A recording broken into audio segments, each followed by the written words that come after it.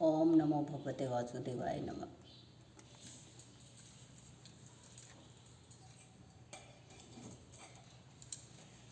ओम नमो भगवते वासुदेवाय नमः। ओम विष्णुप्रियाय नमः।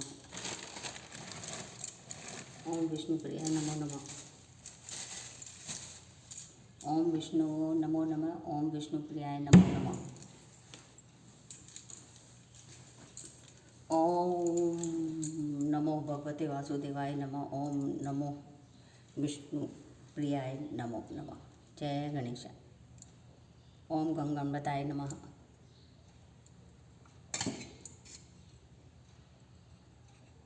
ओम नमो भगवते वासुदेवाय नमः। ओम नमो भगवते वासुदेवाय नमः। ओम नमो भगवते वासुदेवाय नमः। जय राधे राधे। जय श्री कृष्ण। जय महालक्ष्मी।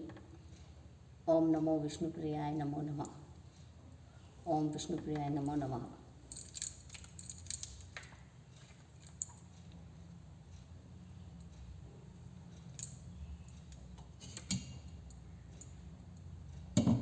जय श्री राम। जय श्री राम। जय हनुमान। जय सीते। जय लक्ष्मण। जय हनुमान जी। ओम हं हनुमते नमः। जय माँ दुर्गा। जय नव दुर्गा देवी। जय श्री राम। जय हनुमान। जय सीते लक्ष्मण। जय सीता माता। जय सरस्वती माँ। जय खाटू श्याम बाबा। जय इच्छापुर बालाजी महाराज। जय नव दुर्गा देवी। जय शिरडी के साई बाबा। जय पथवारी माता। जय गायत्री माता। जय शारदा माँ। जय शिरडी के साई बाबा।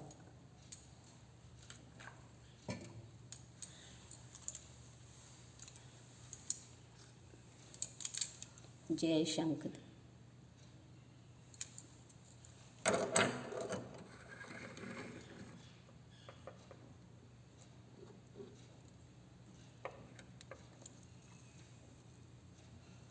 जय गणेशा। ओम गंगाम्बताय नमः। जय विष्णु भगवान। जय विष्णु भगवान। ओम नमो भगवते वासुदेवाय नमः। जय महालक्ष्मी। जय महालक्ष्मी। जय महालक्ष्मी। जय महालक्ष्मी। ओम नमो भगवते वासुदेवाय नमः।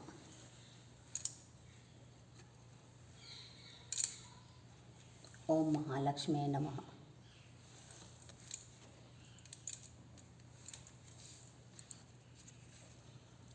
जय कृष्ण राधे राधे। जय श्री कृष्ण राधे राधे। जय श्री कृष्ण राधे राधे। जय श्री कृष्ण राधे राधे। जय जगन्नाथ। जय भोलेनाथ। हर हर महादेव। हर हर महादेव। हर हर महादेव। हर हर महादेव। जय हारे का सारा खाटू श्याम बाबा महाराज। जय बालाजी महाराज। बुरी कलाओं से बचाओ, बुरे लोगों से बचाओ, बुरी बातों से बचाओ। जय माँ गायत्री। जय माँ गायत्री। जय माँ दुर्गा। जय सरस्वती माँ। जय शिरडी के साई बाबा। जय पथवारी माता।